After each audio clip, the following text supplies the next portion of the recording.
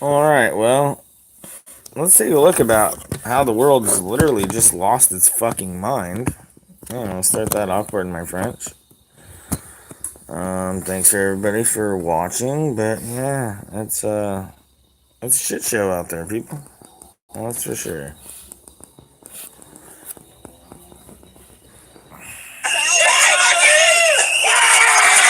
Already a thumbs up. Doesn't even show anybody's here. Thank you. Yeah, and hold on, that girl right there now it shows there's somebody here, but it showed your thumbs up first. So I always say give a thumbs up. That girl that you just watched get soda or whatever thrown in her face, that was a transsexual woman, if you want to, whatever you want to say it. That was actually somebody that they say that the left stands up for and protects. And that was a transsexual woman. Yeah, really, I mean, not like most of the ones you see, you couldn't even tell, or you can tell. You could not tell with her.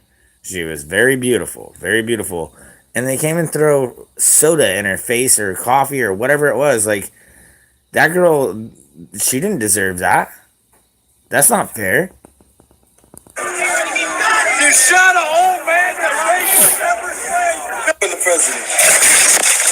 You ain't supporting shit.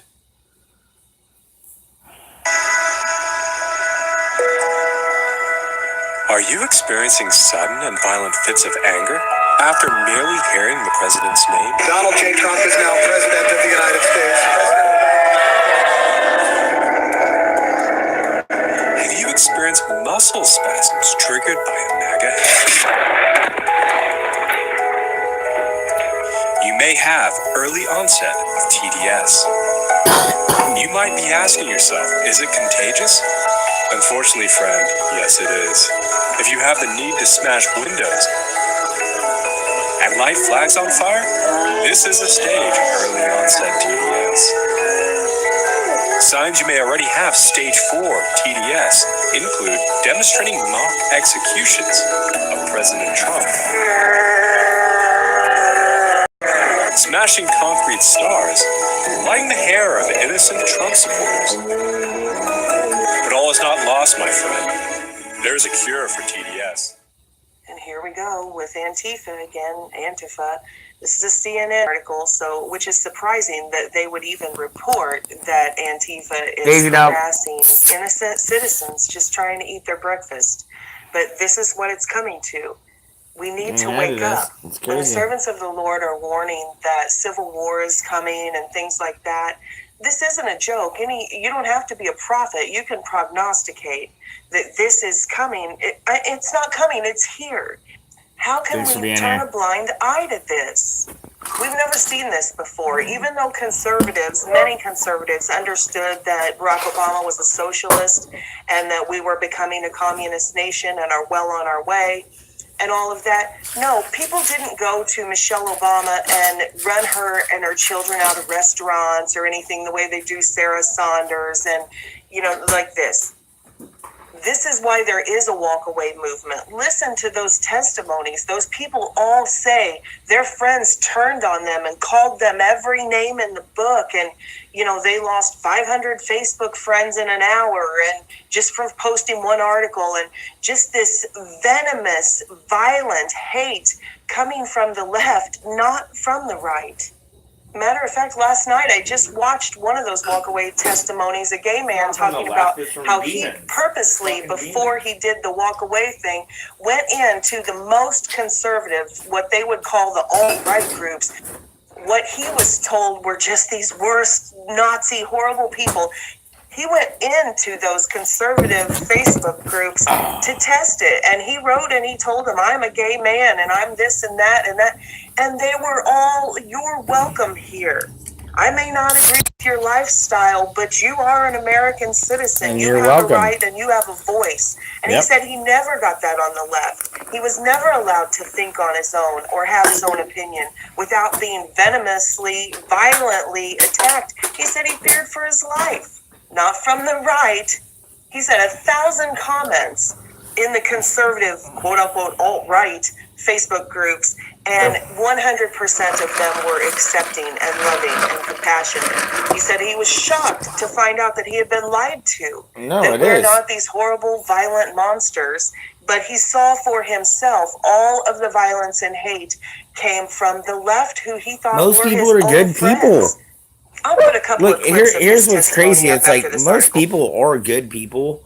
And what is disturbing is these people that are brainwashed, they're good people too, in some facts. I mean, some I'm sure they're not. But most everybody is a decent person. But when you tell somebody and you brainwash them that, these people are Nazis, punching a Nazi in the nose doesn't seem like the most horrible thing in the world to do. Except for there are no Nazis anymore. I'm sorry. But okay, so let's get to the article. Okay, you can see with your own eyes, this is a black woman, even though she's a conservative. Conservative activists Candace Owens and Charlie Kirk were accosted at a Philadelphia restaurant on Monday by protesters from a local Antifa group. Owens and Kirk, who lead the conservative super PAC Turning Point USA, all right, we got had plenty their of video breakfast on at the this. I'm Green Eggs surprised Cafe. they ain't showing video. 1 second. Okay, now, Donald yeah, look at Trump's this. star has been on there since 2007 and bothered it. It's only since he became president Yeah, isn't that that nice? the leftist media, the mainstream media, And the Mockingbird media, the they're not propaganda gonna machine has They're not turned gonna its fix it. They're resources taking it out. to mobilizing the masses, the uneducated, the ones who don't take the time to research the facts, who just, all they hear is the mainstream propaganda machine say, zombies. he's a hater, he's a bigot, he's a racist, he's a homophobe, and they preach all of this fear mongering and this hate and violence. They preach it. And then when the hive mentality, the groupthink kicks in and these people act on what they've been programmed with, that's what they want. You can see that's what they want, because the little guys, these kids and stuff. And you notice that here we are, and nobody's disavowing this. I mean, anybody that has a Hollywood star, which there's plenty of them that are actually real sickos. But anybody that has a Hollywood star or is in Hollywood that ever would hope to have a Hollywood star, or just whatever, should be like, hey, we're supposed to leave that alone. No, don't do that. But no, they can't do that and go against their narrative. They would show kindness, and they can't show kindness on their side. Any better, go out there and do the violent acts. They're the ones putting themselves at risk of going to jail for vandalism and things like that, while the elitists sit back in their towers in New York, laughing their butts off, and then they have their little leftist, city government members do their bidding and literally erase people from society. So you don't punish the vandals. You don't punish the people who actually committed the crime and did the hate and did the violence. No, you punish the victim. That's how they do it. So these people committed a crime against Donald Trump's star. So the answer to that isn't to punish the criminal, it's to punish the victim. We will remove this person from society then. And then these criminals, they won't have to hurt people anymore, because we will just remove the people that they're hurting. I mean, this is like insanity. I don't even know what country this is anymore. Am I still on Earth? Yeah, you're still on Earth. You're just in a time warp of change. You've heard Vote Your Values. Now you can watch your values too. Let's face it, cable TV is anti-American. Yes, it For is. almost 2 years, the left has been resisting Donald Trump, yet he has stubbornly refused to stop being this country's democratically elected president. Unable to topple him from power by impeachment, arrest, harassment, or any other means so far, the left has not given up. They've just become angrier, by this point totally distorted by their rage. So mad that the usual epithets have lost their power from overuse. Nobody calls Trump a racist anymore, or even a bigot. That is too kind. He's Mussolini, Stalin, Hitler, maybe all three of them combined, plus Jeffrey Dahmer and John Wayne Gacy. No, wait, that's not bad enough. He is a maniacal Roman emperor who murdered his own mother and burned his capital down. That sounds about right. Trump is literally Nero while the West burns. He's not well. That's the bottom line, that the president of the United States is completely unhinged and getting worse by the day. The people we saw the other evening at that rally, if that's his base, it's deranged. What we are watching Trump presidency is worse than Watergate. Really? Did you hear that? Worse than Watergate, says the man who hasn't worked since Watergate. Yes, it is that bad. The left wants Trump gone tonight, but for some unfathomable reason, he is still in the White House. You can imagine how frustrating that must be. So frustrating that progressives have shifted the focus of their anger from the president to the United States itself. Our country, they tell us, must be bulldozed to bedrock and rebuilt according to revolutionary principles approved by the undergraduate faculty at Oberlin College and, of course, by consensus on Twitter. Step one is inviting every poor person on planet Earth to move here tomorrow to go on federal benefits at your expense. Anything less than that is racism. Watch Angela Rye explain as much on CNN. This procedure is absolutely based on bigotry and fear-mongering. If you don't understand that your president announced his campaign by talking about building a wall to keep your president keeping not mine. I will never claim a bigot ever. I wish I could tell you where from Africa my ancestors came from, at least part of them, but I wouldn't know because the same bigots who are sending people back away from their children are the ones who brought my ancestors here on a ship. Wait, no. Okay, see, I'm sorry. I'm sorry, honey. You really don't know history because the ones that brought your ancestors here on slave ships, they were Muslim. And guess what, honey? The same place that they were sold in Africa to Muslims and shipped here by Muslims. Guess what? Slavery's still going on there. There's more slaves today than there was when your parents or your great-great-great-great-grandparents were bought. There's still more than 30 million slaves on this freaking planet. You dumb freaking little ninny freaking rah. So, if you listen carefully, you just learned that enforcing federal law is now exactly the same as slavery. That's what CNN is telling us. You may not believe that, but it is suddenly orthodoxy on the left. In New York State, for example, Zephyr Teachout promises that if elected attorney general in this fall's election, she will start throwing ICE agents in prison. Really? ICE has to be abolished. And I say that as somebody who's running for one of the Why are white people losing their mind? Jobs in the country. And as Attorney General, I will continue to speak out against ICE. I will prosecute they really ICE trying to be cool that for much? their criminal acts. Come on, white people. We do not need to do this to be cool. The law are the real criminals, just like illegal aliens are the real Americans. And the citizens who work hard, get married, and raise their own kids are the ones who should be ashamed of themselves. War is peace. Freedom is slavery. Ignorance is strength.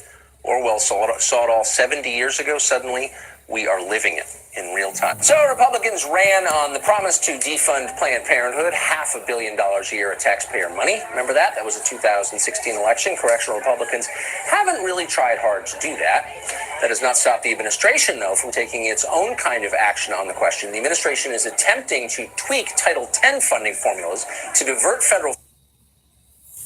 It's all about women are always heroes and men are always evil. We hear about man spreading. They open their legs too wide on the train. Every time I'm on the train, the woman next to me has her purses, plural, on the seat next to her because they spend 3 months' salary on the handbags. They don't want to put it down on the dirty New York City ground.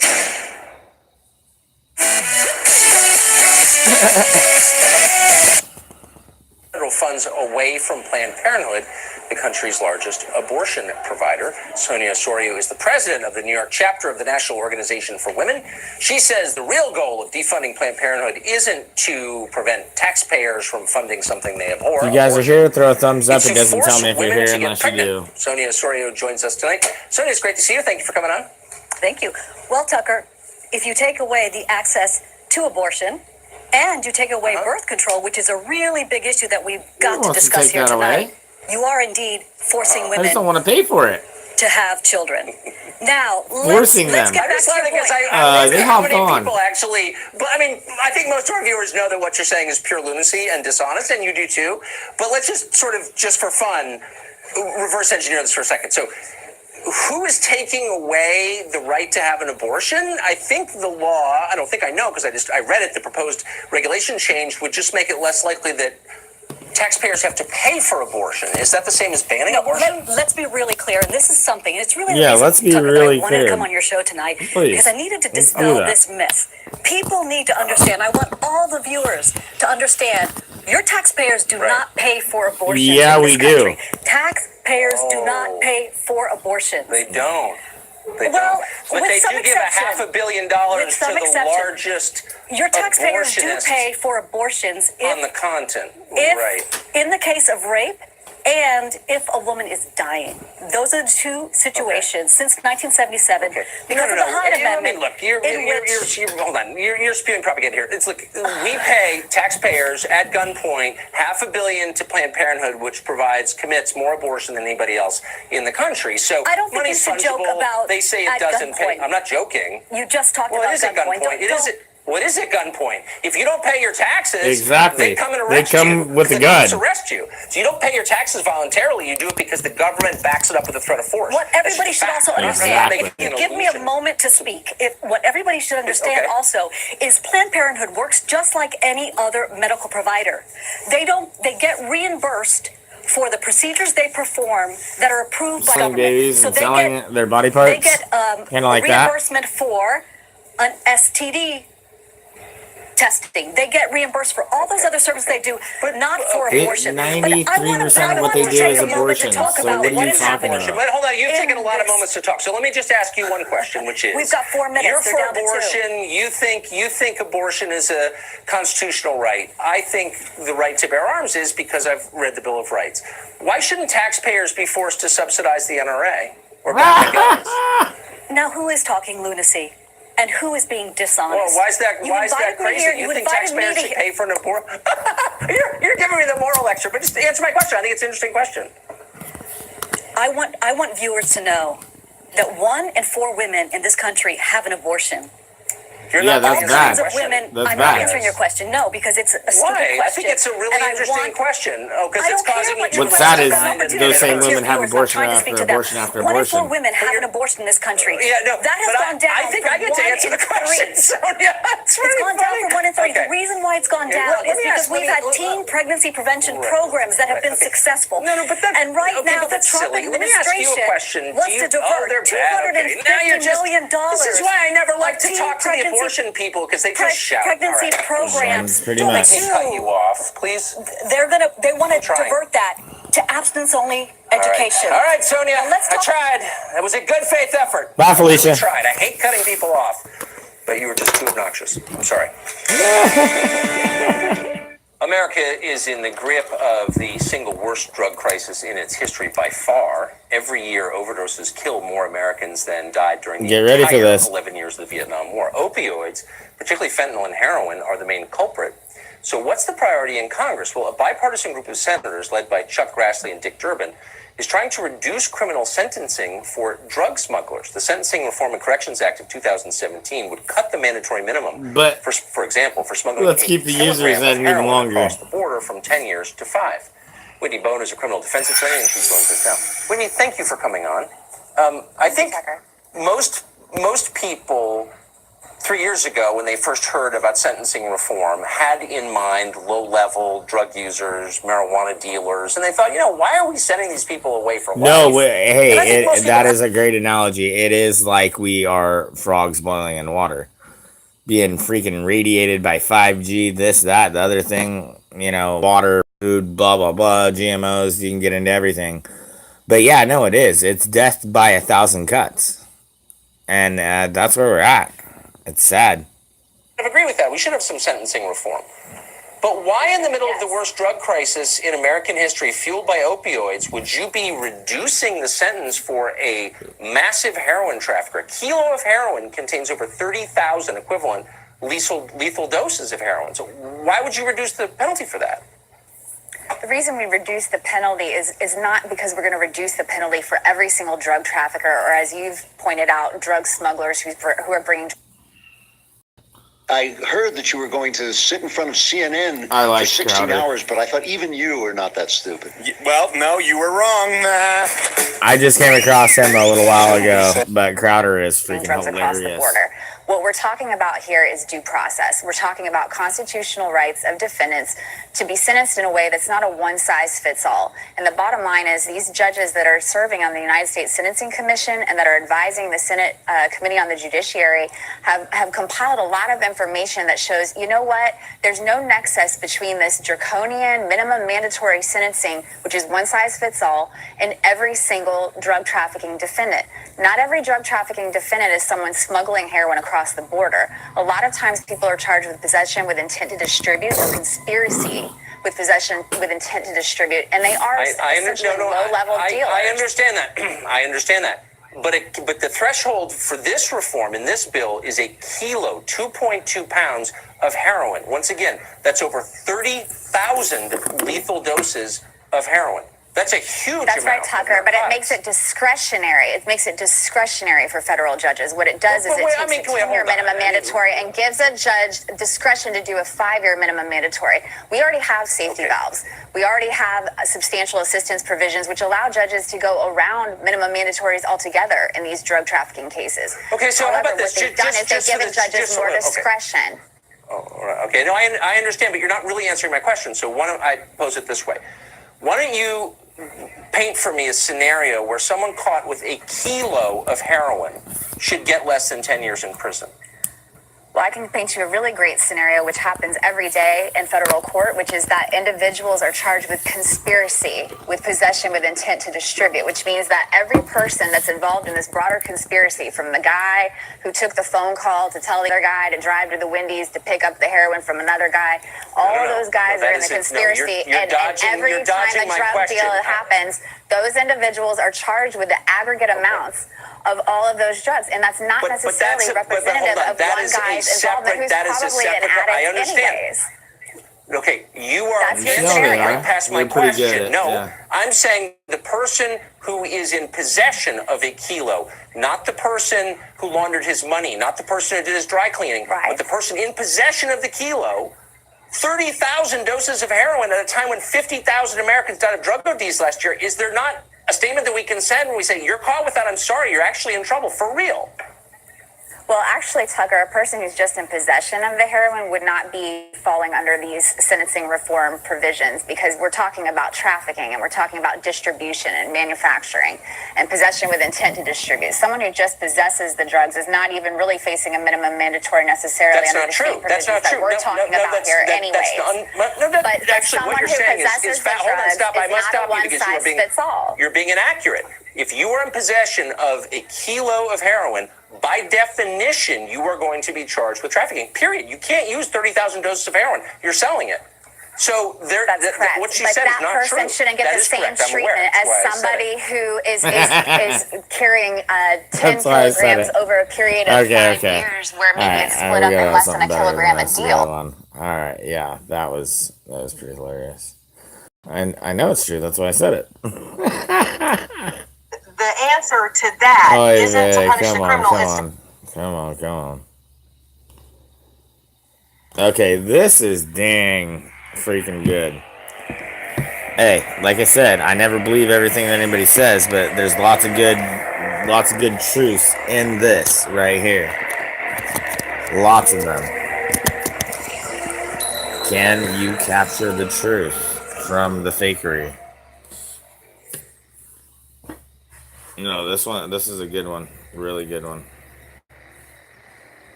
Ancient kingdoms, lost civilizations, sunken cities, megalithic structures, and old stories of once great empires, warriors, god kings, and the magic. Tales of love, corruption, and war. I hope everybody's ready to get wet, because we're about to dive into a topic that excites the imagination and tests our ability to discern between true world history, reality, and science fiction. Many understand that the mythos and folklore of any ancient culture tend to tell the same old stories with different characters, different monsters, different gods. So let us explore the ancient lost empire of Atlantis to see if we can find anything that holds some weight. Did this place actually exist at one time? There are many questions about Atlantis, I am sure. But to find the answers, you have to go deep. No, the crazy thing is, it is so hard to wake up the ones around you that you love, and it's like, whether you do it easy or whether you do it fast, it's like it's hard to find the right way to go about opening up people's minds. But people's minds are opening up. They truly are. They're hiding it from us, but I'm telling you, brothers and sisters, we are opening up people's minds. Never forget that. Because when people think that you're completely crazy about stuff that you tell them, and they start thinking about it, and they see that one truth that they were completely lied to, they start having more of an open mind to start looking at the rest. So deep that sometimes what you find is nothing but darkness. Find giants. There was giants in those days.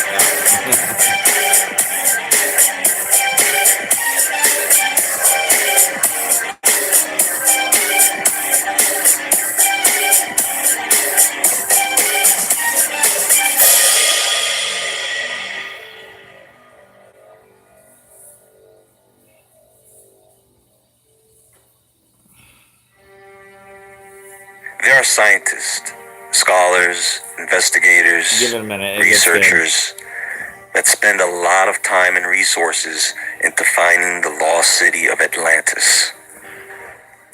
When you want to solve a puzzle, you take all the information you can gather from anyone that has the information and can put the pieces of the puzzle together. That's what we're doing here. But one thing we can never forget, they give us lots of puzzle pieces that don't go to the puzzle. Never forget that. But there is always a little puzzle piece in any great story. Solve it given enough time. The problem with this is when you are not sure that what you are looking for even exists. If you were led to a site to investigate some underwater ruins in the Atlantic, even if you found the remains of what could have been an entire city, how would you be able to identify that city as Atlantis?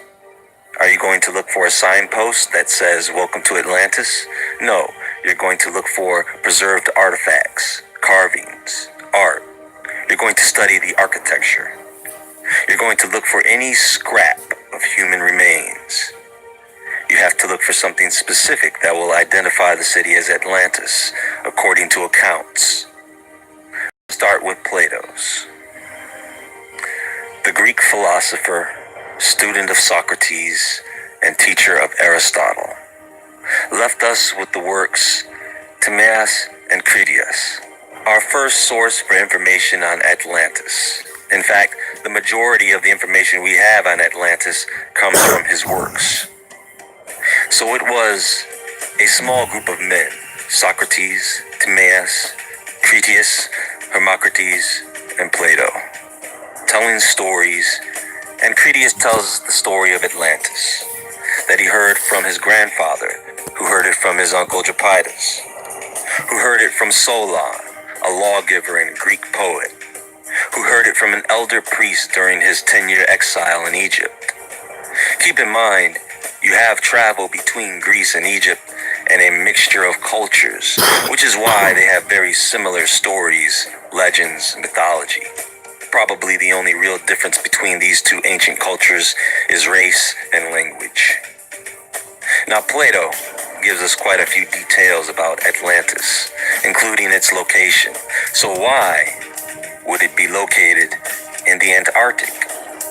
Why would it be located in Santorini or the Canary Islands?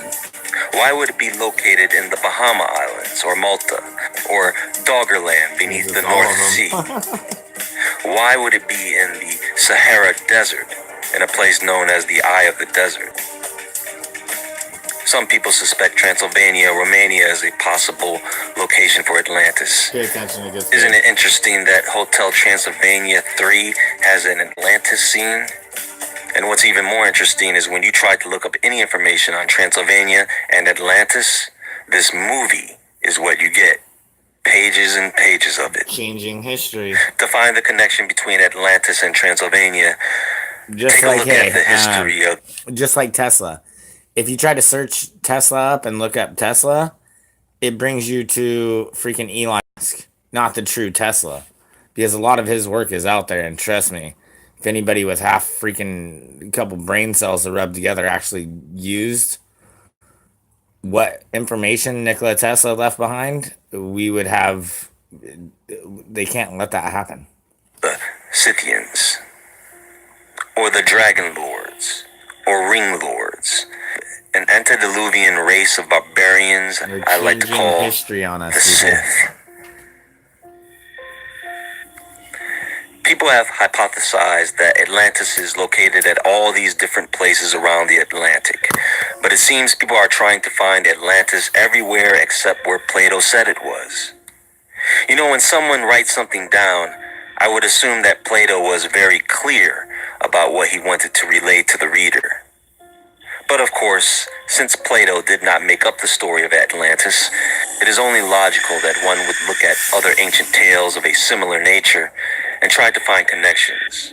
Besides, there are many people that believe Plato was deliberately trying to throw people off with his accounts.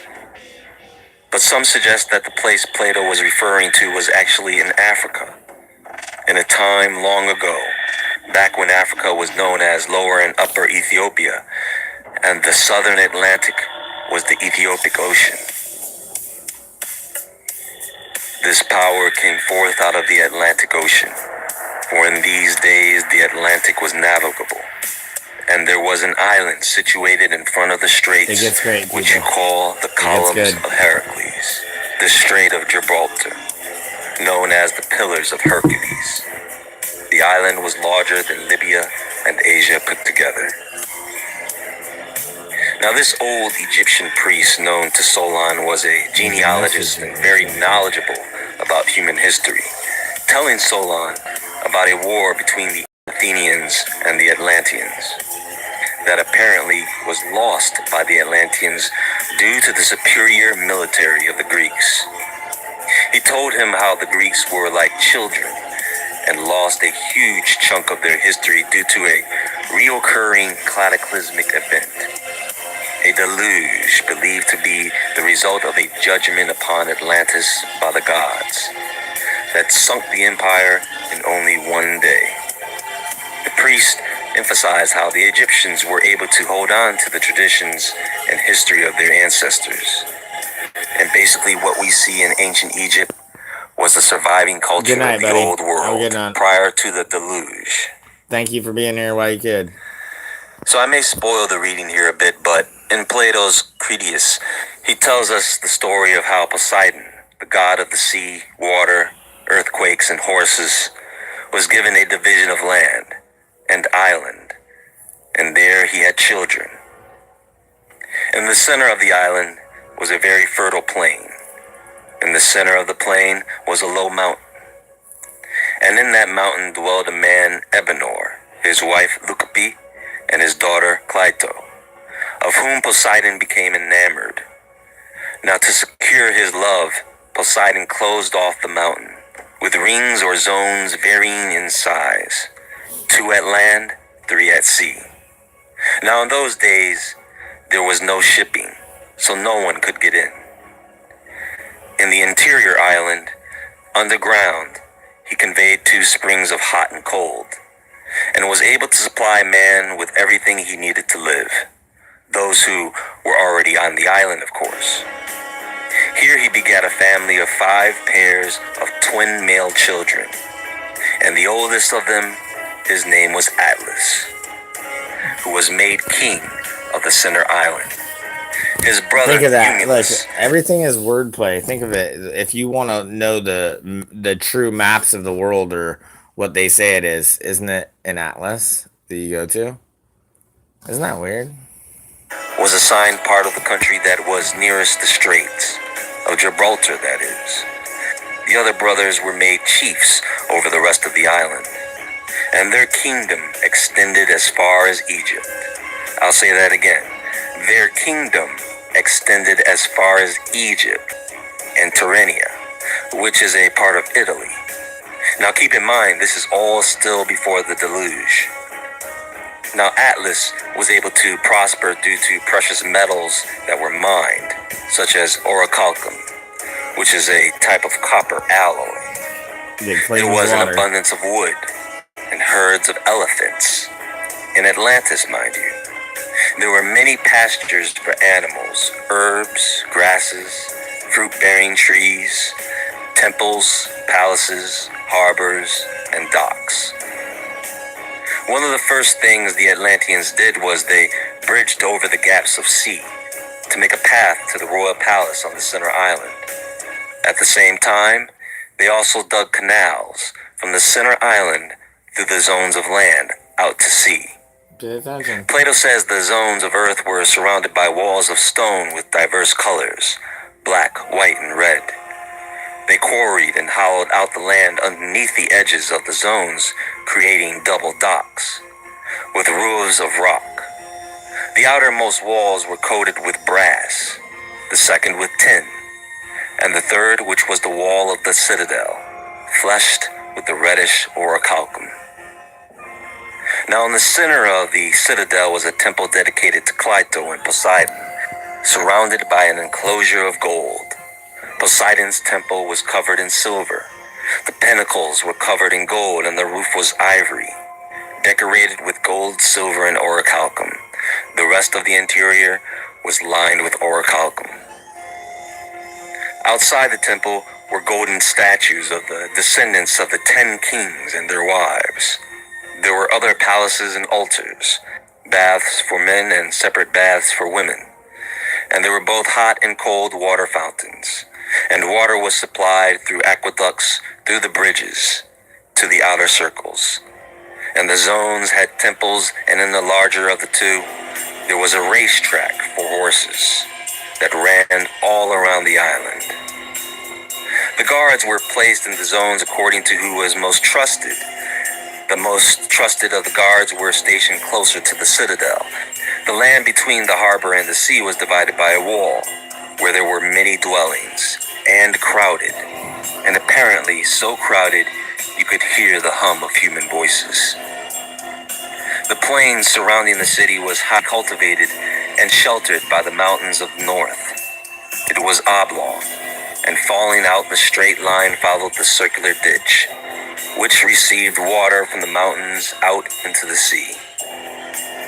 The entire country was divided into 60,000 lots, each which was a square of 10 stadia, which is around 6,000 square feet if my math is correct.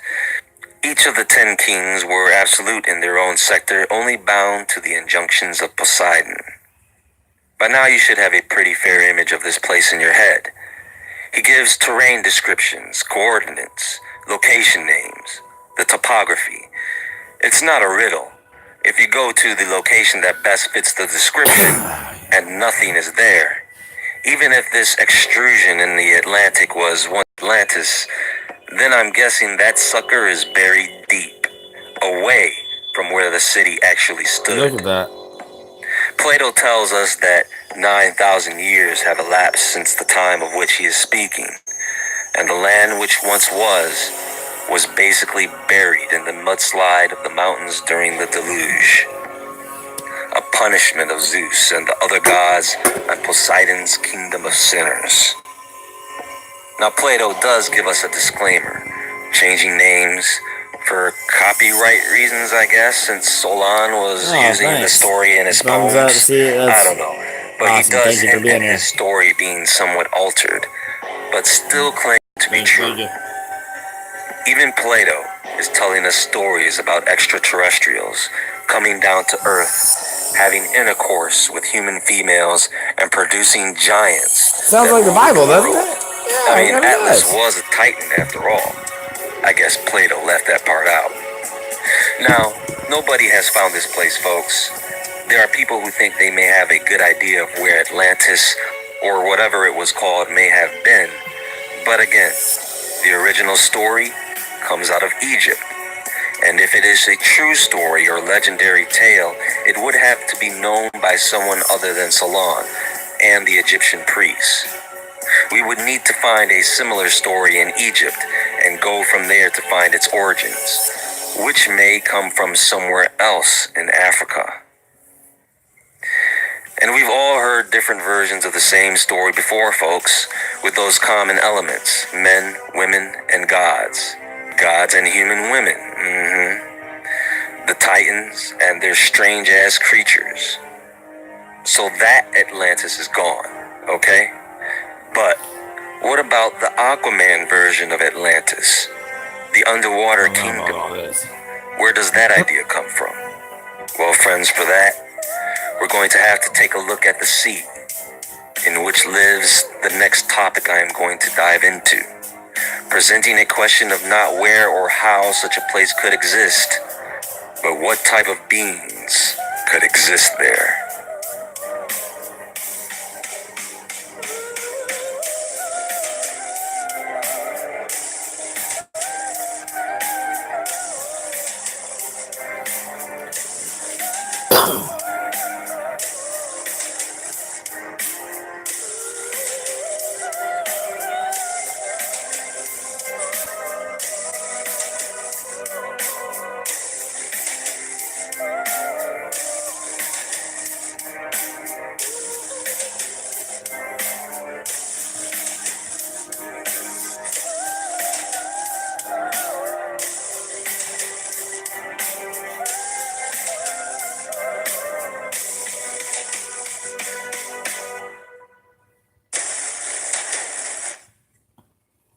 What do you think when you see YouTube videos like this? Is there any merit to it?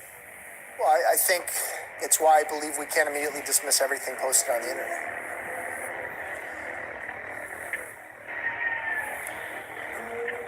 Is this the creature that you and your team found in South Africa? From Get ready what for I it. can This see is here, weird. yes, the Watch. body recovered was incomplete, but based That's on the weird. remains that were I don't know taken if it's from real. us, it looks like the same species. But pretty weird. Pretty fucking weird. Yeah, that dude does do good videos. Not really always on board with some of his stuff, but he does do really good. He does do good videos. Oh, check this one out. How about this? Enjoy. You probably won't enjoy it. It's actually fucking disturbing.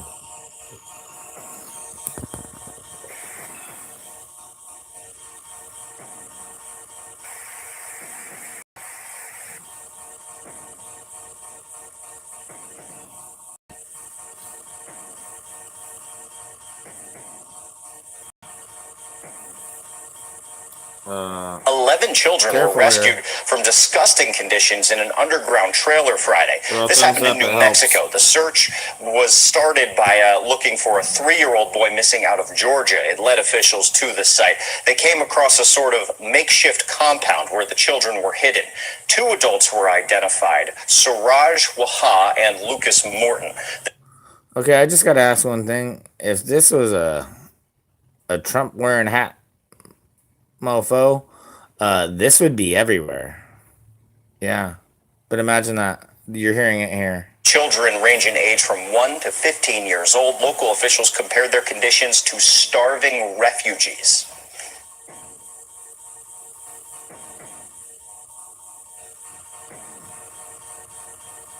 This is sick. 11 children from a makeshift compound in Amalia, New Mexico. That's near the Colorado border. Investigators say the filthy location was almost completely off the grid. The FBI was watching the area, but they say they didn't have enough probable cause to get onto the property. The Taos County Sheriff says that all changed when a person allegedly from the camp sent a message to a person outside that camp pleading for help. That person said they had no food or water. The message was forwarded to detectives. 2 men who appear to be running the show are now under arrest. Police say the kids are 1 to 15 years old and were described as looking like starved refugees. People from Colorado passing through the area could not believe that discovery. Search for a missing 3-year-old from Georgia helped police rescue 11 children living in unimaginable conditions in New Mexico. The boy from Georgia disappeared with his father in early December. See, but do you see this? Like, tracked okay, dad hold to on. this Do you see this? even the news that is actually reporting this is giving you different stories. It's sickening. This is how they do it.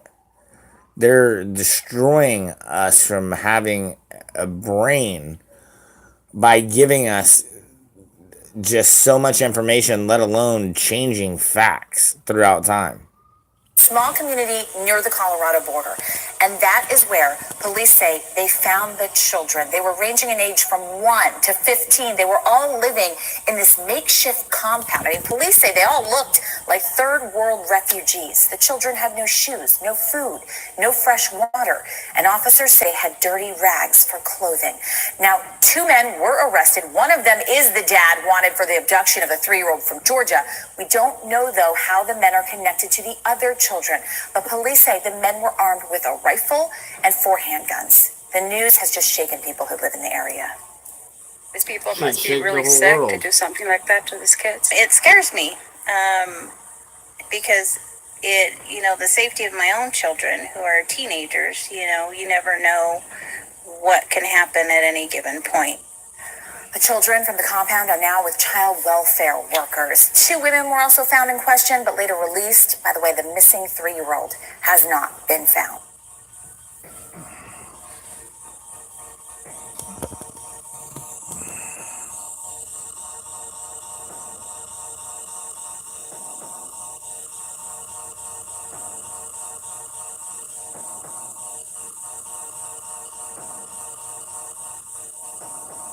Really? A group of heavily armed Muslim extremists are now in custody in New Mexico. Officials saying there are 5 adults, including the 2 men you see on your screen, are facing child abuse charges after authorities discovered they were hiding 11 children between the ages of 1 and 15 in a remote compound. The local sheriff describes it as the saddest living conditions and poverty he's ever seen, with the kids having only dirty rags for clothing amid other horrifying details. They were starving. Joining us now with more is Monique Jacobson, Cabinet Secretary for New Mexico's Children, Youth, and Families Department. Monique, I read this morning. It took my breath away. Tell us what you know. So it's certainly heartbreaking. The children are in our custody now. And, our focus has been and will continue to be really the safety and well-being of these children. Yeah, we can only hope. At least they'll feed them. But so, we can't ever really talk specifically about the actual children that we're working with in this case. Well, there's just their condition. Right. I mean, it was written about that they were starved, that they were deprived of water, basic sanitation, no education. You can't confirm or deny any of these details. I think the American people want to know about this. It's that horrific. Certainly. So I can tell you that what we do in a situation like this, the very first thing that we do is really make sure that we can get the most basic needs met. So ensure that we're getting the children food, water, that we get them cleaned up and comfortable clothing. And then, of course, we have a lot of other assessments that need to occur, medical assessments, making sure that to get all of this done. And again, really focus on what we can do to decrease the trauma that these children may have experienced. Maybe stop letting crazy extremists live in our country. Some of these where we understand they're related to them, parents, but it's not clear who they all were. Some of them were mothers that allowed to live in this condition, and the child that they were looking for has been abducted by one of the parents, correct? That's my understanding, yes, that's how they ended up coming to that site. But they've never been, it hasn't been found yet, correct?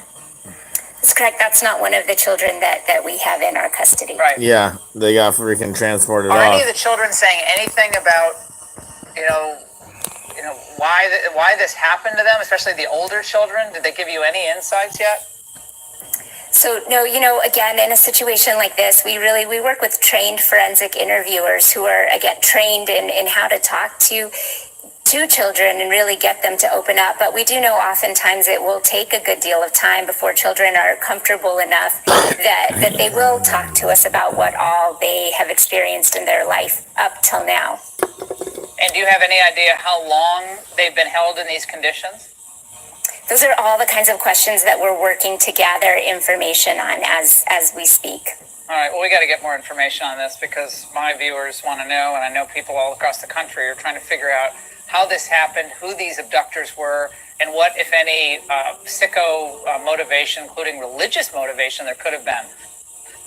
Rescued over the weekend from a heavily armed New Mexico compound built mostly out of, get this, garbage. Sheriffs say the men running the so-called compound may have Islamic extremist ties. Our next guest says it might not be the only compound like it. Here to weigh in is national security analyst from the Shillman Fellow at the Clarion Project, Ryan Morrow. Ryan, from this compound in the middle of nowhere, the FBI had it under surveillance. Why didn't they move in? Why did they always How ultimately was it uncovered?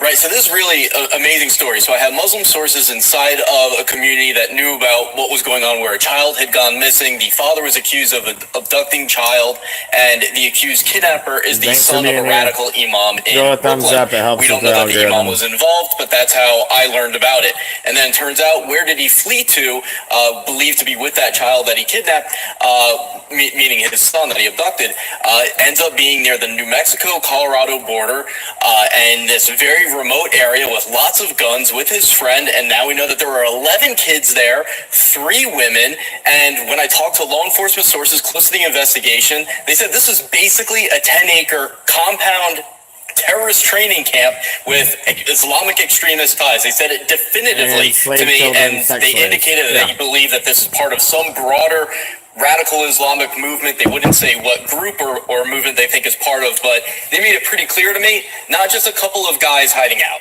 The sheriff's office department told you that? Yes, law enforcement sources involved and aware of the investigation. What makes you think, what makes them think that this is a widespread situation, that this isn't the only compound? Well, the reason that they went in, even though the FBI said we don't have probable cause yet, and they had it under surveillance, and then the state and local police said, all right, we've had enough. What triggered that was that there was a message intercepted going to Georgia from that compound that somehow got in the hands of the police, where they said the kids are starving. And when they raided that compound, about a 10-acre plot of land, they were just shocked at the condition that the kids were in. Isn't that amazing that the FBI and all these people with all these resources, drones and all that, they didn't know that these kids didn't have water. They didn't know these kids didn't have food. But if you don't pay your taxes, don't worry. They know where you are, and they'll slam your door down in a fucking heartbeat. Don't worry about that. Don't worry about that. To tell you, from studying this type of radical Islamic movement, there are other groups. This has been going on since the 80s, this Waco-type jihadist movement. One group that I've talked about a lot on this program is Jamaat al-Fuqra, that has these Islamic villages, as they call it. And the FBI, for some reason, they have not disclosed yet, was just watching, not moving. The sheriff's department said, I've had it with the watching, I'm moving. So brave. We don't know what's going on. Unbelievably brave. Yep, Ryan Morrow, thanks so much. My wife called me and said they caught him. Steve Watson was shocked when he recognized the father accused of kidnapping his 4-year-old son in Clayton County and was found living in a New Mexico makeshift compound with 11 emaciated children. I'm like, wow. And when I looked at the pictures, when I seen his face, I said, that's the one that came and knocked on the door that night. Siraj Wahaj used to live next door to Watson on Iris Court. Wahaj now faces child abuse charges after authorities found the children living in deplorable conditions with little food and no plumbing. How about kidnapping Deputies charges? didn't find Wahaj's son.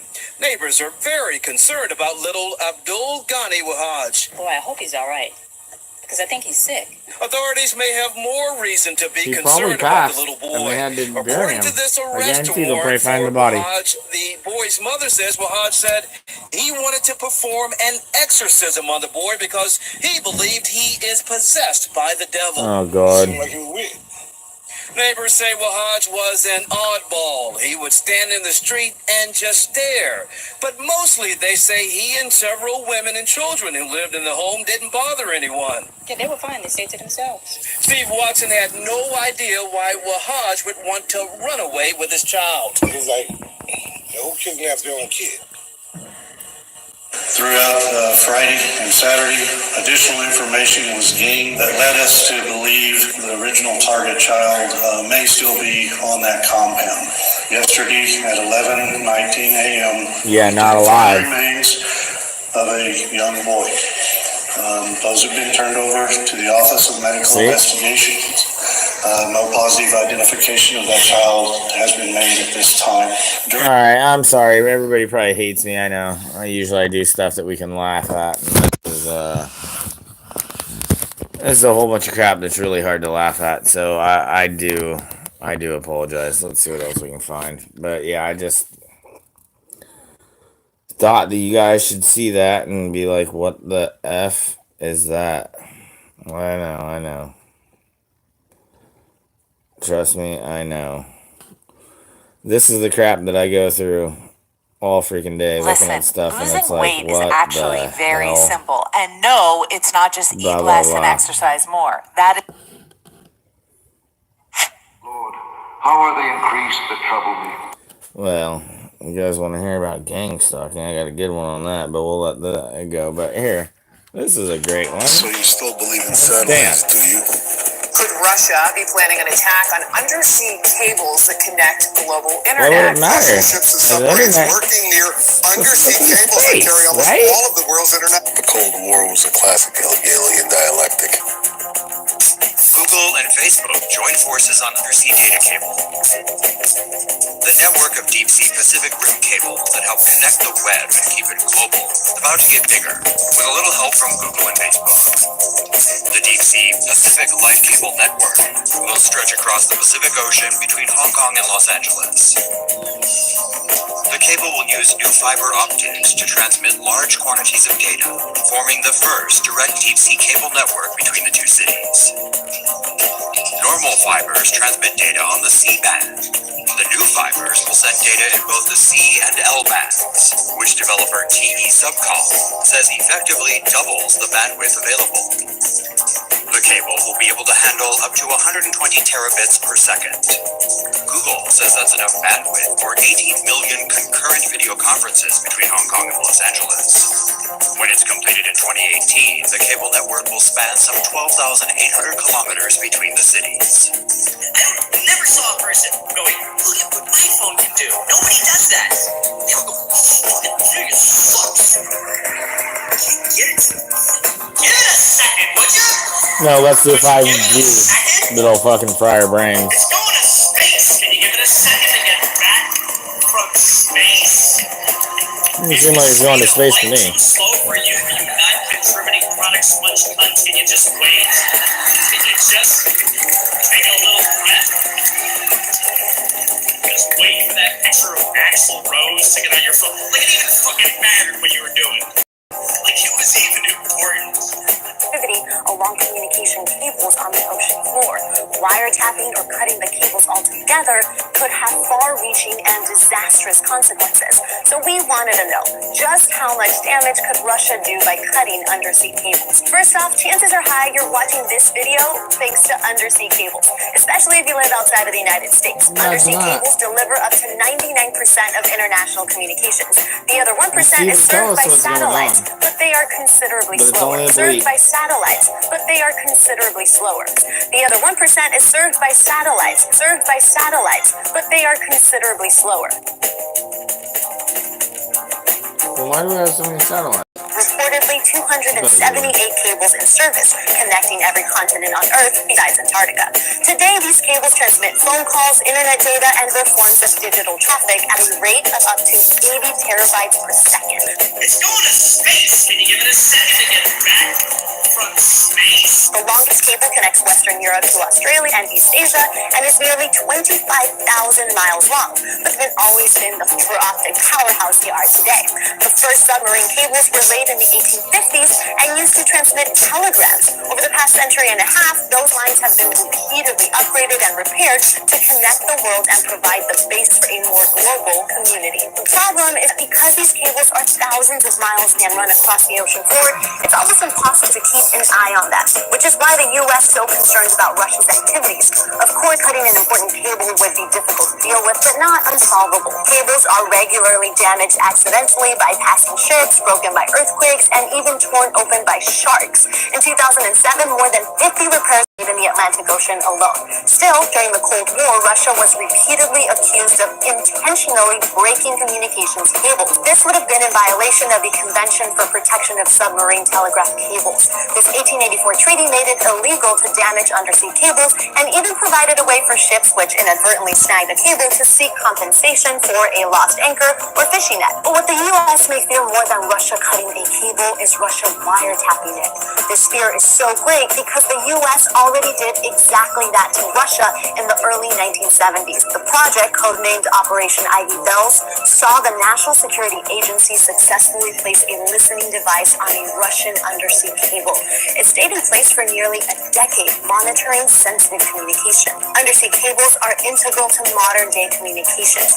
In 2008, damaged cables cut off internet access for 75 million people in the Middle East. Last time I checked, I'm not supposed to get my computer wet. Second, if you asked how the internet travels from continent to continent, I would have said satellites or lasers. Or honestly, I probably would have just said the internet. And what happened to the cloud? It's going to space. None of us are going to change you. You're going to believe what you want to believe. But don't you think it's a little peculiar how we still need these cables when we supposedly have all these satellites hovering around us in the sky and all these drones and everything like that? It's all bullshit. It's not real. What do we understand about it? If you do see something out there, it's probably a hot air balloon or it's a helium balloon that was put up there and it's just traveling with trade winds, you know? You know, they give you a trajectory that it's going to go by, but whatever. They know where the trade winds are going. You know? They're gonna give you a tracking coordinates. But who's to say the trade winds ain't as consistent as other things in nature, like the Yellowstone geyser? You know, they know the exact time that it's gonna erupt. What was it called? Old Faithful. It was so predictable. Wake up. Like, you need to smoke some serious pot to believe half the shit they tell you. Think of it this way. At 5 feet, you drop something, it hits the ground. At 100 feet, you drop something, it will hit the ground. At 1,000 feet, you drop something, it'll hit the ground. At 100,000 feet, if you drop something, it will. When does this stop? When does all of a sudden you drop something and it doesn't hit the ground anymore? What NASA tells you is going on is that they're traveling so fast. Like NASA knows this whole thing called, like a density. We're in a big density column is what it, but they figured enough to say, well, let's tell them we're going around the world, but we're going so fast, we're still falling. The Earth is still pulling us down, but we're falling around the Earth. This is what they're telling us. We're falling around the Earth. This is the textbook definition of an orbit. What the fuck? Okay. Then why doesn't the Air Force have these super fast flying machines to go fight enemy aircraft with? How come the Air Force can't go 17,500 miles an hour? Why can't they do it? Right? Because they didn't smoke enough pot. That's why. You need to smoke pot in order to be able to achieve this kind of thing inside your head. ICBMs, intercontinental ballistic missiles, are fake. If they were real, you wouldn't need long-range bombers. Think about this. It's all bullshit. They just they're making money hand over fist off you. And your fear of Russia, and your fear of Kim Jong-il, and your fear of Gaddafi, and your fear of they're fucking making money off. So I got a lot of people saying, What is the matter with you flat earthers? What are you trying to prove? I'm trying to collapse the myth. You don't get it. So we can start brand new. It's all bullshit. We start brand new, we start from scratch, but we start right. Everybody you fucking know is living a lie. You've been put on this fucking earth to feed your soul. What the fuck do you do with your time? Turn your life into a big fucking rat race. And the culture we live on is based upon standing on each other's shoulders and kicking each other's teeth in. You serve the least among you. Take a look around you. Everybody worships a football game. Do you know why? Because if they give you food and festival, you never revolt. Fucking lemmings. Bread and water. If you're listening to this, you are the resistance. Wake the fuck up. It's going to space. Can you give it a second to get back?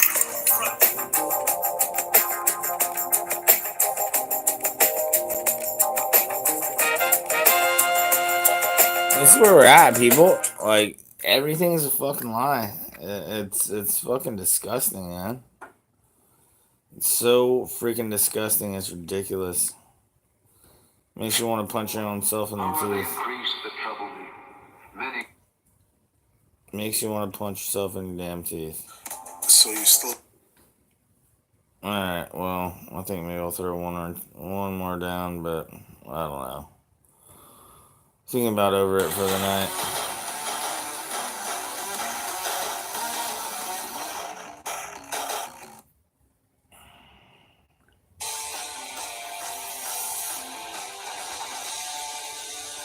Good evening, everyone. Hope you had a great weekend. Welcome to Tucker Carlson Tonight. I'm Brian Kilmeade. I'll be filling in for Tucker. You know what? I'm gonna drop this last one. Alright, well, if you want to know about gang stalking, here Many you are they go. that rise up against me. Many there be which say of my soul, there is no help for him in God. But thou, O Lord, art a shield for me, my glory, and the lifter up of mine head.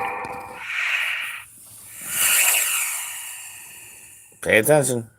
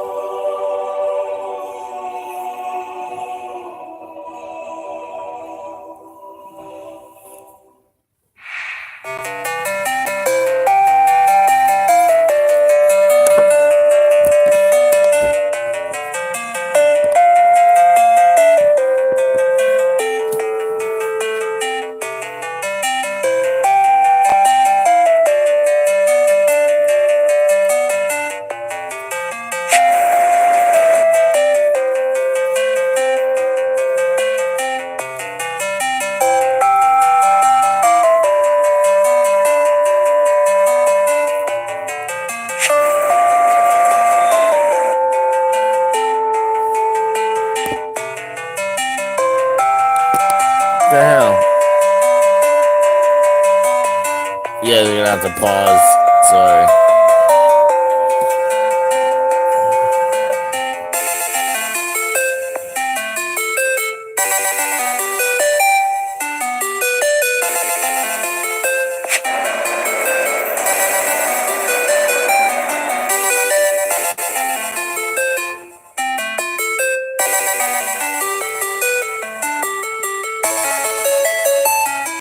Sorry, guys.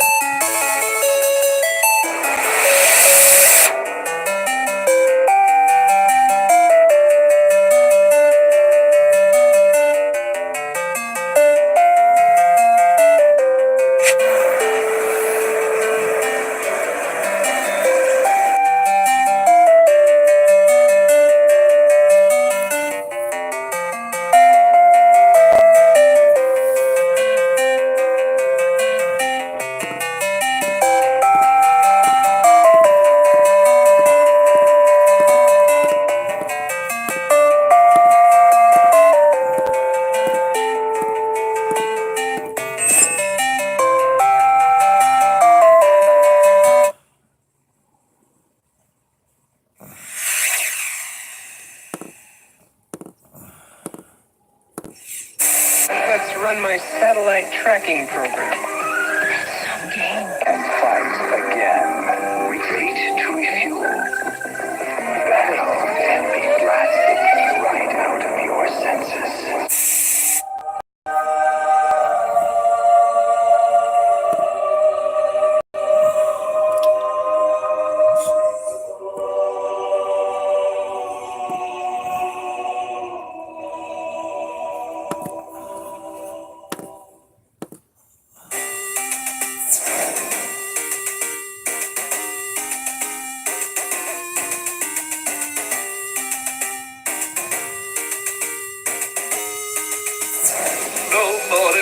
job. No challenge. Cookies, Uncle.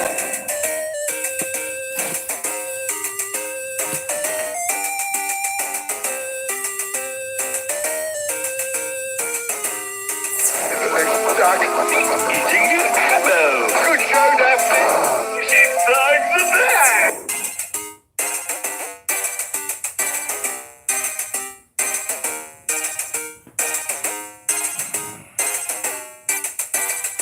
Your first trophy, Daphne.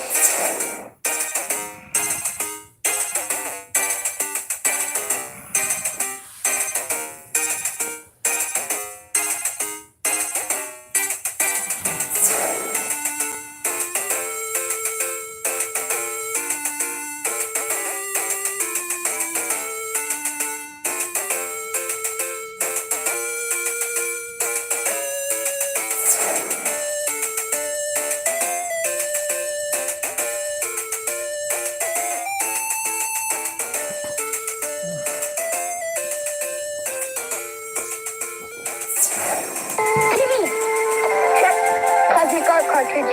Check. Power. Yeah, power.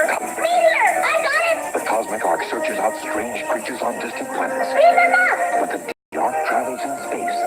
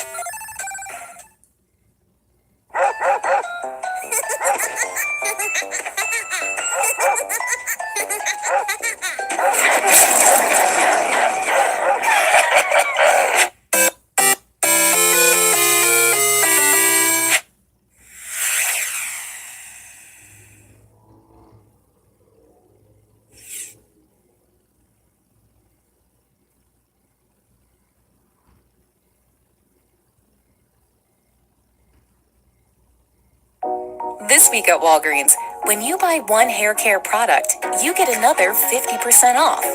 Best of all, you can mix and match across hair care products and brands. Whether you buy a shampoo and try a hair mask for 50% off, or you just want to stock up on your favorite styling products, the choice is yours. Walgreens, buy one, get one 50% off.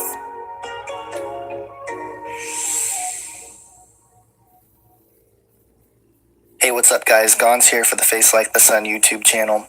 I wanted to start off by just saying thank you to all of you watching, even the ones that are watching this, waiting for me to say something that you guys can jump on to call me Gnostic or whatever.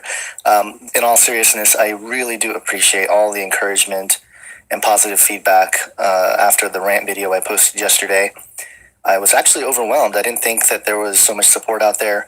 I really do appreciate it, and I am so grateful to have this opportunity and this platform, and I don't take it for granted. I really do feel that I am called to do this, and while there will be folks who will try to bring it down or whatnot, sadly from within the church, or they allege to be within the church, I'm going to keep pressing on, and I'm going to keep making videos, and I'm going to keep talking about issues that I find interesting, and at the same time be doing the main point of all of this, which is to bring people to Christ and to spread the gospel. And so that's my main mission here, and just trying to help people understand the world we're living in, and show that the biblical worldview makes the most sense. And I think a lot of people have come to that conclusion. I certainly have.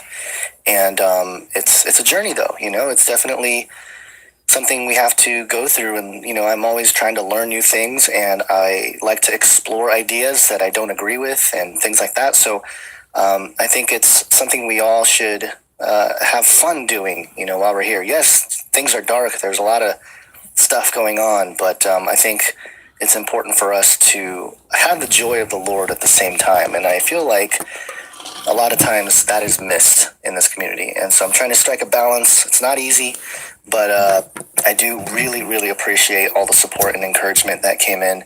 And thank you so much for watching all my videos and supporting me and sharing it and commenting and everything else. So anyway, moving on to this video and what I wanted to talk about. Over the weekend, I went to what I call the occultiest place on earth. The world knows it as the happiest place on earth, and I'm talking about Disneyland. Now, I've exposed Disney, music videos and, different things that they're doing. And you guys might be saying, well, how could you support Disneyland with your money and all this stuff? Well, first of all, I didn't pay for tickets. The ticket prices are pretty outrageous. So if I didn't have free tickets, I wouldn't have gone. And so that's one thing. But secondly, it was an opportunity for me to spend some time with my daughter, and it was something that, we just wanted to have a good time. Okay, I'm still just a normal guy. I still value time with family. And the fun thing was, though, is that my daughter is pretty keen on, some of the stuff I talk about. She doesn't like talking about it all the time because she hears me talking about it all the time. But she does sort of point out things to me that are interesting. For example, our conversation on the way to Disneyland was about the game Bloodborne, and I'll do another video on that because some of the things that she talked about are the themes of the game Bloodborne are definitely aligned with some of the stuff that Crow 777 have talked about with, the Hattibau papers and spider beings from the moon and just these wild theories. It just seems to be aligned with that. And again, as I said, I'm not trying to push Gnostic ideas. What I'm saying is that there is a biblical spin to it, I think, and it comes from the Ephesians 6:12 passage. And if you look up Cosmocrator and you take a look at what that means and how it's defined, at least by Strong's, it's pretty fascinating. But anyway, I'll do another video on that because I think it's interesting. And in fact, I plan to do something on the moon just in general because there's so much buzz around that. And I actually started on that a while ago. I just haven't had time to really finish it and put it all together. Illuminated But in any light. case, back to the point here. I went to Disneyland and I said to my daughter, hey, if you see anything that you think is occultic or whatever, we'll kind of do a hunt, look for things that are occulty and sort of take pictures of it and whatnot. So she was very on top of stuff and she pointed out a bunch of things to me. But the first ride we went on was Indiana Jones. It's pretty obvious, okay? We're standing in line, and first off, we see this tombstone with a snake on it, and more snake or cobra imagery all over the place in the ancient ruins, cobra statues on the entrance, and an all-seeing eye all over the place, all over all the statues and the monuments and everything else. So here's some pictures, just another all-seeing eye. And there's an obelisk pillar once you get inside, which is interesting. And this one I thought was fascinating. You know how there's always that covering one eye thing. Well, when you walk into the ride, you come to a section where there's a little movie screen that's playing, kind of this archaeology adventure or whatever, blah blah blah. And this guy does the covering one eye thing, and whatever. I just to me, I'm going, wait a minute. I don't know if that's necessarily a obvious homage to the Illuminati or not. Maybe it's just coincidence. But I took a picture of it. Here it is, covering one eye, this archaeologist dude here. And the ride is actually called Temple of the Forbidden Eye, so that makes sense. And there's the poster for that, and more eyes all over the place, carvings and stuff on the wall. Encryptions that I guess you can decode with certain things. And once the ride started, I was going to try to take some pictures while I was on the ride, but that didn't really work. I hadn't been on, to be totally honest, I haven't been on a roller coaster. This is not even a roller coaster. It's, whatever, but I haven't been on a ride like this in a while. And it just kind of took me off guard at how bumpy it was. But as we walked out, my daughter pointed out this one, the Lost Delta Archaeological Expedition. And so that's that. That was the first ride. I'm not going to go through every single ride. I'm just going to point out some other things I saw here. But before I move on, I do want to say something that's interesting. And, I don't recall where I heard this. And I'm sorry if I can't find the source for it. And maybe it's something that I just connected two dots in my head. I don't know. Some of you guys might have heard this before. And if you have, please go ahead and leave a link to, the source. But a lot of rides, almost all the rides on Disneyland, especially the indoor rides, at the very beginning, you start off in pitch darkness. And it reminded me of Masonic rituals. Now, if you've studied Masonic rituals at all, and I'm not going to get into it really here, but basically what they do, especially with the initial initiates, is that they will blindfold them and they will have them sort of walk through certain areas, and then they'll do some oaths, and then the unblindfolding is sort of a admonition of coming to light. A rebirth is the way they define it. So I thought it was interesting that most rides that are at Disneyland that go underground or underneath or are inside, you start off in pitch black, and then you go through certain mantras and stuff that are seen, images and whatnot.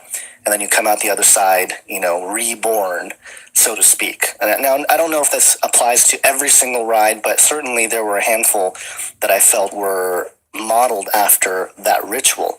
And I was prayed up against it. Obviously I don't want to be initiated into the Masons, but maybe that's what they're trying to accomplish through these rides. And that's kind of what went through my mind. It doesn't mean you should avoid it at all costs, but be aware of it, alert of it. But anyway, I saw some interesting architecture, obviously. Another ride I went on was Astro Blaster, where you get to sit and, shoot, aliens or whatever. And a couple of interesting things that I saw there. Obviously, you join the Star Command, this whole idea of you're joining the Star Command. I saw this weird image of a cube Earth, which I thought was pretty interesting. You also had this look of a portal and so on. So, again, this is not new or surprising to any of you guys that have been watching my channel. I ran into a couple stormtroopers. They were not nice to me. Tried to give one guy a high five and he ignored me. I said, "Hey, stormtrooper, high five." And he looked at me like the clone that he is, and he kept walking. But anyway, Star Tours, same deal, a whole new sort of experience. Here's just a couple tombstones. in line for the Haunted Mansion, which again, same thing, pitch darkness at the beginning. You go through sort of, a whole ritual rite, especially this ride. There's a part where you fall backwards, and that's the part where you're supposed to fall into death. And it's very reminiscent of Masonic rituals where you die to yourself and you are born again, so to speak. Obviously, UFOs everywhere in Tomorrowland, not surprising. And what I thought was very interesting was the parade at night. The last time I was at Disneyland when I was younger, and I saw the parade, it was a light parade, the original one, with like the big bugs and whatnot. Well, this was way different. I mean, this was literally indoctrinating kids to like rave culture. That's what I felt like was happening. All the lights, all the butterfly, imagery, a lot of butterflies and fairies, I suppose, but it reminded me of Project Monarch and, the MK Ultra stuff. Lots of kids just enamored by all of it. And this was something my daughter pointed out. There was, these aliens that have these 3 eyes. Well, the UFO float or whatever came by. All the aliens conveniently only had 1 eye open. So whatever that means, it's just very interesting. And then came, what I thought was the most fascinating part. The very end of the parade, you have Mickey Mouse dressed as a wizard, basically casting a spell on everybody. And if you watch this, I mean, look at this thing. Look at this portal-looking thing on the back of Mickey Mouse's float. I mean, it is quite the spectacle. And, again, this is a far advancement from what I was used to seeing.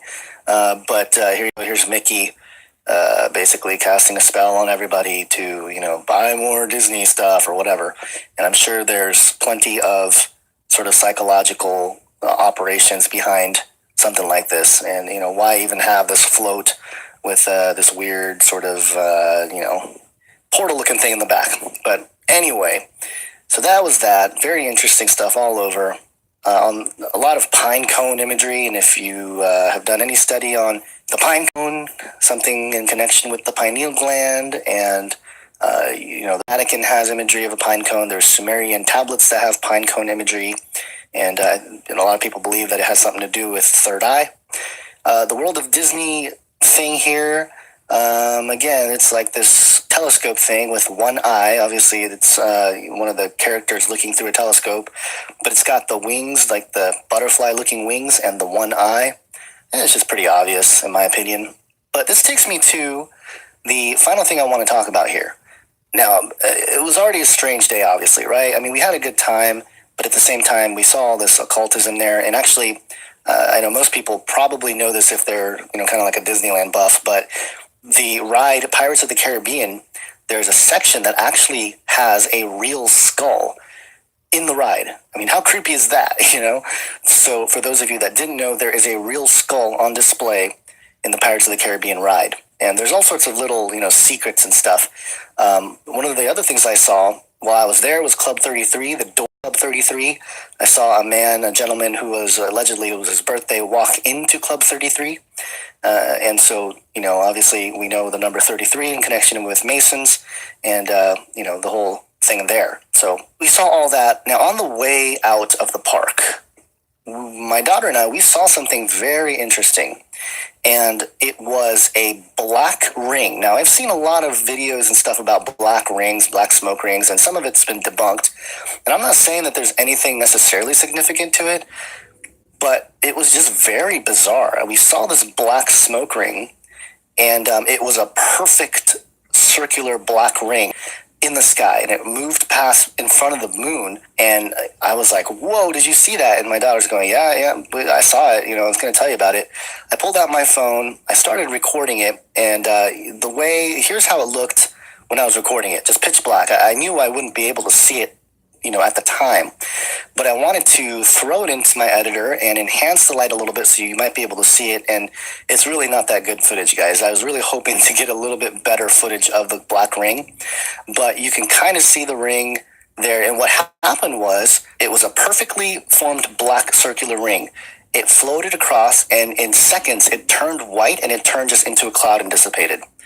And I looked up some stuff, and apparently, according to Firefighter Nation and stuff, smoke that's black can turn gray or even white but it says over distance, and it's because the carbon content from the smoke will deposit along the surface, and they will lighten the color of the smoke. So there you go. Black smoke can turn into white smoke, according to science here. But the fascinating thing is, why was there a black ring in the first place? I mean, there's just a hotel there. I don't know where it came from. It was just very bizarre, and kind of capped off our day of looking for strange objects and different symbols and stuff like that, because it really was kind of the icing on the cake from all the stuff we did see. And so I'm going to leave you guys with the footage. It's not as good as I was hoping for it to be. Obviously, my iPhone is not the best at capturing night things in the sky, especially a black smoke ring in the night sky. Again, it was a little bit clearer with the naked eye, actually a lot clearer with the naked eye, but I thought I would share it with you because it was another interesting thing that I caught while I was there. So that's about it for this video, guys. Hope you guys have an awesome day. God bless.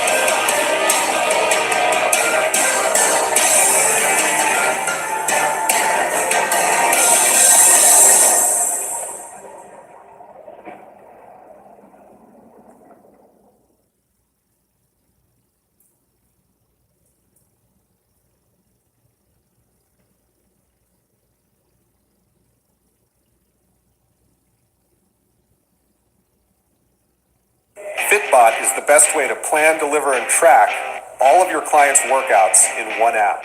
Casey and I developed Fitbot to help personal trainers and strength coaches save time and make more money. We help accelerate trainers' businesses with simple remote training solutions that allow them to track clients' progress, create workouts, and chat with trainees in real time. Hundreds of trainers and coaches in over 30 countries trust Fitbot to train their clients. Fitbot coaches train more, make more, and take back control of their schedule. Start your free trial today at thefitbot.com.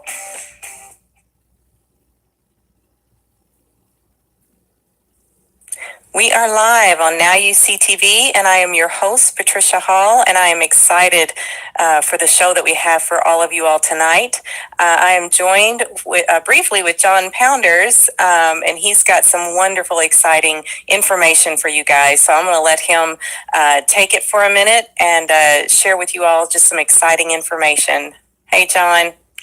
Yes, and so basically here it is, guys. This show tonight, I want to tell you guys what it's going to be about before I talk so I don't lose everybody on if I'm boring you or whatever. But tonight we're going to be talking about the stuff witches don't want you to know, and also how to overcome just deepening problems in your life and just know how much Yahweh loves you. Mary Lou Lake, you guys know Michael Lake. A lot of you have heard him on our show before. This is his wife, and she overcame satanic ritual abuse. She's overcome so much in her life dealing with the occult and dealing with these things. And she's going to tell us a little bit about that, tell us how to overcome it, tell us about her story, and just we're going to let the Holy Spirit work through this show, and we're going to let her have the floor with this stuff here in a minute. So, but before we get started, it's March 1st, and that means we are launching our Roku, and we're also launching our subscription-based network and the documentary Dark Covenant, Secrets of Secrets. All is being launched today. So crazy the last few months it's been for us, but we've launched it. Everything's going. We've already had people sign up yesterday on Facebook. I made a post specifically for the Facebook audience there. So that's why I keep telling you guys, go like the Facebook page, follow it on there, because there's already been a whole bunch of people sign up through that. But the documentary, if you go to our homepage, nowyoutv.org, or if you go to the page, if you're in YouTube watching, in the description underneath the video, you can click on that. It'll take you to the page where you can do a live chat, so you can ask questions to Mary and Patricia.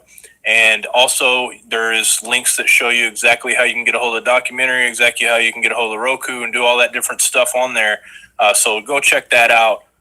Be aware of it. And we are just thankful for everybody that is a part of this, because we're growing this thing together. This is a joint effort to grow and to really just make something happen for the kingdom. And we're just thankful for you guys, because so much has already happened. I mean, just in the last year, we've grown from basically nothing to 40,000 subscribers, or almost 50,000 subscribers now. Last show it was like 40,000. So it just keeps going, and it's because of you guys sharing it, because you guys loving what's going on and being able to reach out. This show topic tonight, I would say a lot of our listeners, I get letters in the mail all the time. I've gotten so many letters just in the last month of people coming out of the occult, people coming out of biker gangs, people coming out of drugs, coming out of prison, and just coming to the Messiah. And, you know, a lot of this is your guys, because of you guys as well, because you guys share these things with people. You guys reach this stuff out. And because of our guests, we have a lot of awesome guests that come on and talk about such amazing, rich topics that reach people.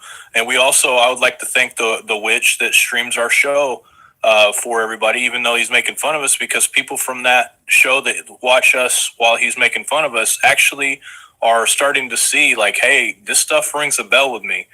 And this is something, because people that are in witchcraft, people that are in the occult, they're not bad people always.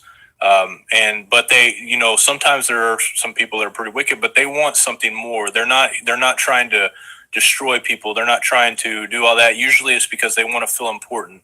They want to feel loved. They want to feel like they, you know, are different or better than what they're made to be. And so this is where Yahweh comes in, because through him you find true importance. You found true happiness and all these things. And we're just very thankful to be able to do this platform. Thankful that you guys are such big supporters. I mean, I wasn't expecting it, Patricia, when we launched this thing. I wasn't expecting to have this many people subscribe quickly. I hit my phone all night. It dings every time somebody subscribes, and it was just all night, ding, ding, ding, almost all night long. And I'm like, wow, this is amazing. This is only Yahweh could really make this happen. And it was just really cool. So that's all I really wanted to say.